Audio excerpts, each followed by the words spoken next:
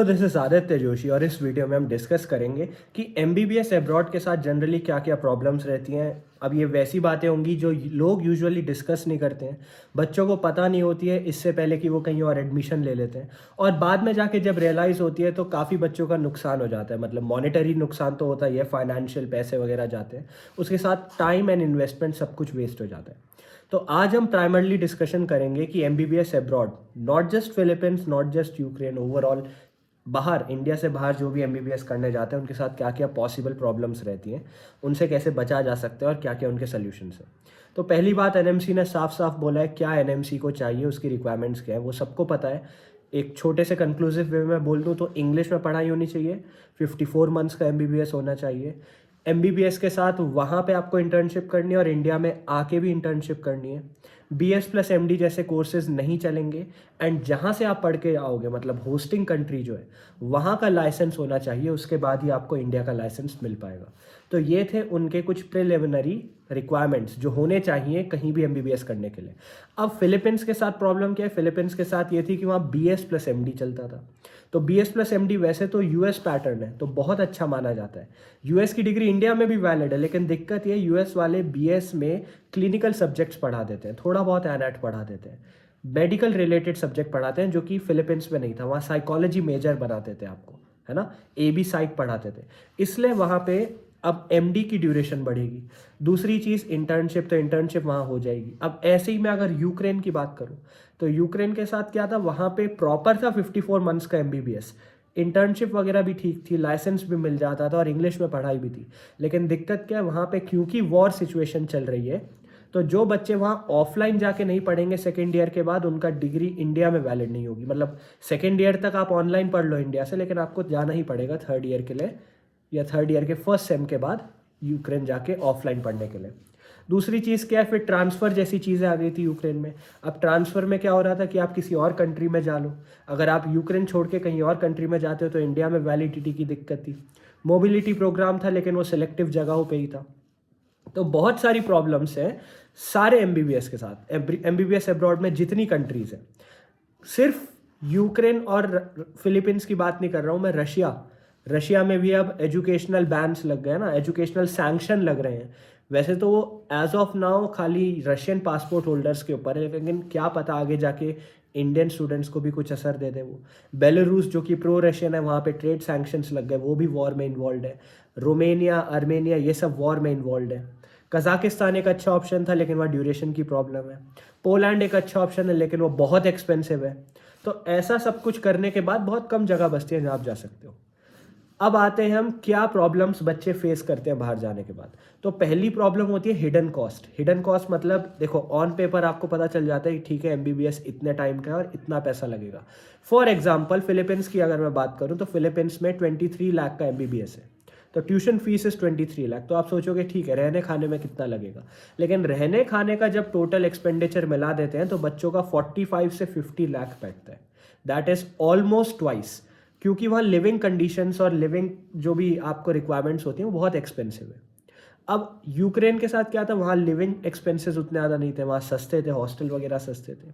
Poland के साथ क्या है, वो बहुत एक्सपेंसिव है। बांग्लादेश के साथ क्या है, वो कंपैरेटिवली सस्ता है, वहाँ पे पेशेंट इनफ्लो भी बहुत ज़्यादा है, लेकिन बांग्लादेश के साथ सेपरेट प्रॉब्लम्स चलती है। नेपाल बहुत एक्सपेंसिव है। तो हिडन कॉस्ट के बारे में आपको पता होना चाहिए। दूसरी इंपॉर्टेंट चीज़ क्या है, दूसरी इंपॉर्टेंट चीज़ है कि क्लिनिकल एक्सपोजर कितना है और कैसा है। देखो एमबीबीएस अब्रॉड में तो बच्चे चले जाते हैं, लेकिन वहाँ क्लिनिकल एक्सपोजर एक बहुत बड़ा स्टेप है, बहुत बड़ा पॉइंट है। क्योंकि अगर आप डॉक्टर और सिर्फ थियोरेटिकल ज्ञान है आपको, तो प्रैक्टिकल नॉलेज ना होने के बहुत सारे ड्रॉबैक्स है, साइड इफेक्ट्स है। जैसे अगर प्लैब का पेपर दोगे, एमआरसीएस का पेपर दोगे, यूएसएमएलई का पेपर दोगे, तो आपके पास प्रैक्टिकल नॉलेज भी होनी चाहिए। तो वो कहाँ से लाओगे? इनफैक्ट नीट पीजी में भी आपको प्रैक्टिकल नॉलेज चाहिए होगी, तो कहाँ से लाओगे? तो इसलिए प्रैक्टिकल नॉलेज होना बहुत ज़रूरी है, उसके लिए कैडेवर्स होना बहुत ज़रूरी है। तो European countries usually cadavers provide नहीं करती थी, और वहाँ पे पेशेंट को आप छू भी नहीं सकते थे। तो ये एक ड्रॉबैक था यूरोपियन कंट्रीज़ के साथ। दूसरी बड़ी चीज़ ये है कि जो इंटर्नशिप है वो रोटेशनल होनी चाहिए, रोटेटरी इंटर्नशिप होनी चाहिए। मतलब थोड़ा काम सर्जरी में करोगे, थोड़ा काम मेडिसिन में करोगे, तो ये रोटेशनल इंटर्नशिप कहलाती है। अब बहुत सारी जगहों पे इंटर्नशिप थी लेकिन रोटेशनल नहीं थी, तो वो भी एक प्रॉब्लम है।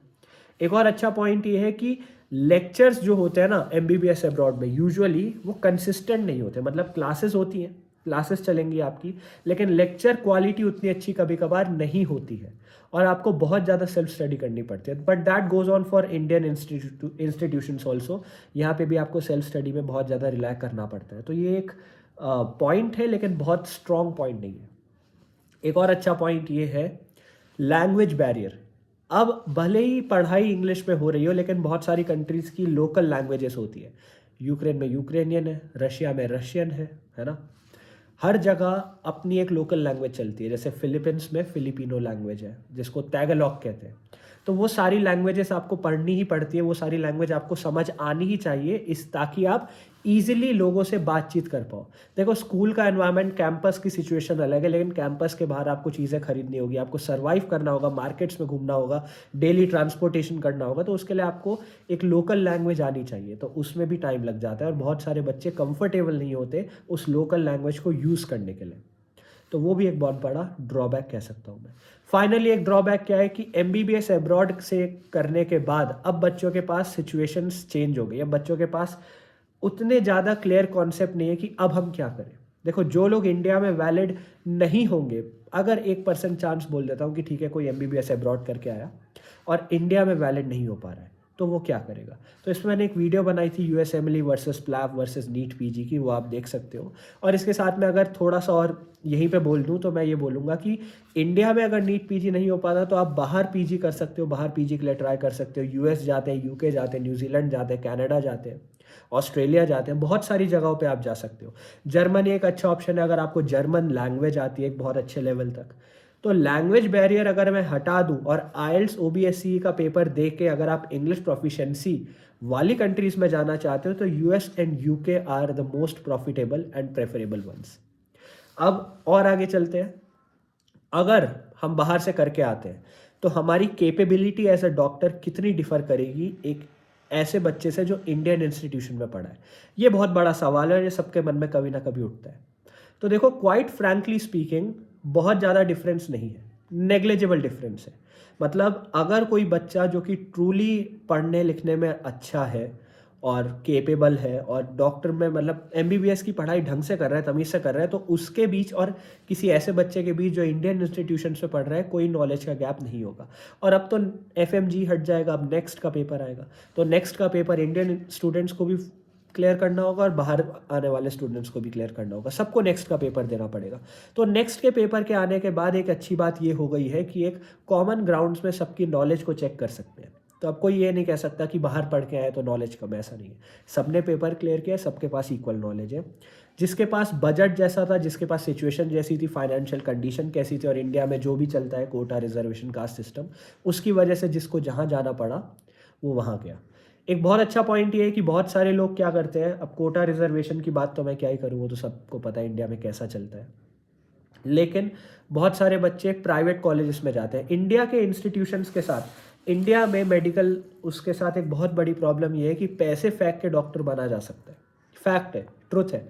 बहुत सारे लोग ऐसे होते हैं जिनकी फैमिली ऑफ डॉक्टर्स होती है, लेकिन वो बच्चा उतना केपेबल नहीं है कि वो डॉक्टर बन सके। लेकिन क्या होता है, उसकी फैमिली पैसा फेंक के उसे डॉक्टर बना देती है। पैसा फेंको, ठीक है, नीट का पेपर बस अटेम्प्ट करो, थोड़े बहुत नंबर ले आओ, पैसा फेंको प्राइवेट कॉलेज, पैसा फेंको नीट पीजी, पैसा फेंको कंसल्टेंट तक, सर्जन तक बन जाओगे आप, पैसा फेंक फेंक के। It is true, no doubt करोड़ों में पैसे लगेंगे। लाइक एमबीबीएस के कॉलेज, अच्छे प्राइवेट कॉलेजेस के लिए आपके 1.5 करोड़ लग जाएंगे, पीजी के लिए आपके लग जाएंगे 7-8 करोड़। लेकिन जिसके पास पैसा है वो पैसा फेंक फेंक के बना देता है। फिर पैसा फेंक फेंक के हॉस्पिटल खोल दो, तो एक लैविश लाइफस्टाइल ऐसे ही पैसा फेंक के मिल जाती है। लेकिन चलो ठीक है, वो बच्चा जो बिल्कुल केपेबल नहीं था, पैसा फेंक फेंक के डॉक्टर बन गया। अब जब वो पेशेंट ट्रीट करेगा तो क्या पेशेंट सर्वाइव कर पाएगा?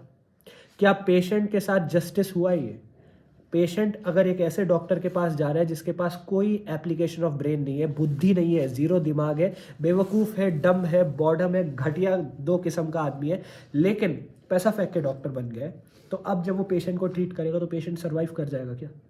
एक क्रिटिकल केस आ रहा है उसके पास, लाइफ एंड डेथ की सिचुएशन है, पेशेंट के घर वाले कह रहे हैं भैया प्लीज़ बचा लो, डॉक्टर प्लीज़ बचा लो, वो कर पाएगा?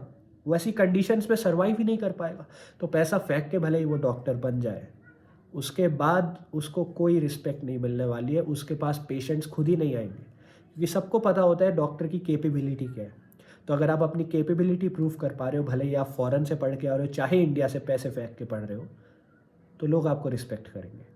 डॉक्टर्स की रिस्पेक्ट हर जगह पाई जाती है। डॉक्टर एक ऐसा प्रोफेशन है जो बहुत नोबल प्रोफेशन है, तो ऐसा नहीं है कि आप बाहर से पढ़ के आओगे तो आपके पास रिस्पेक्ट उतनी नहीं मिलेगी।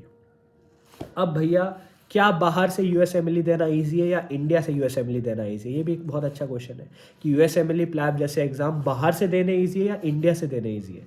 तो मैं पहले ही बता देता हूँ, इनके पीछे जितनी भी नॉलेज लगती है या इनकी डिफ़िकल्टी जो है, it does not depend on from where you study, it depends on how knowledgeable you are. तो अगर आप बाहर से अच्छी पढ़ाई करते हो तो यूएसएमएलई डेफिनेटली निकलेगा। अगर आप बाहर जाके कुछ पढ़ाई नहीं करते हो, अय्याशी में जी रहे हो, तो यूएसएमएलई नहीं निकल सकता है।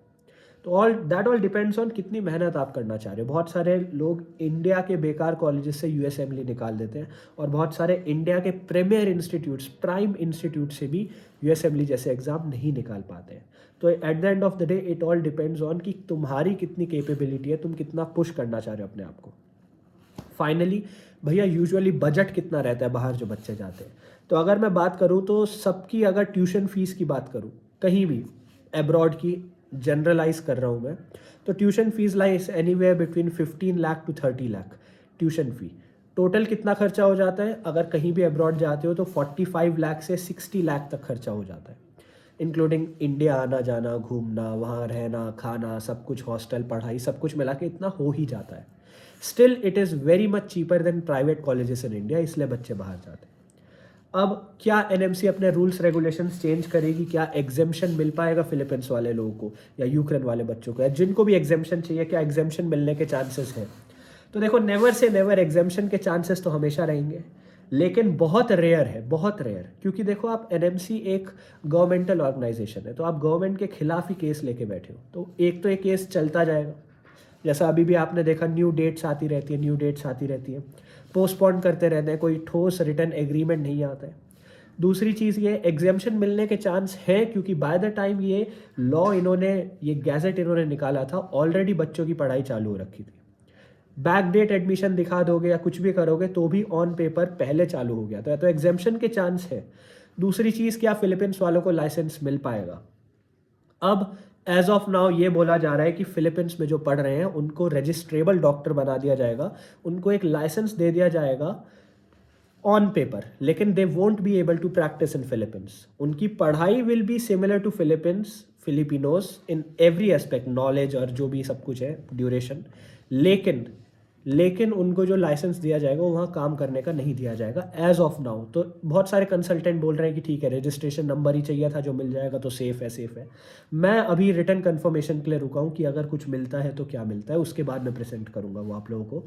अब अच्छी बात यह है कि अगर आपको लाइसेंस मिल जाता है तो अच्छी बात है, इंडिया में हो जाएगा। बुरी बात क्या है, और एक नेगेटिव पॉइंट मैं कह सकता हूँ, वो है कि रेसिप्रोकल लॉ होता है।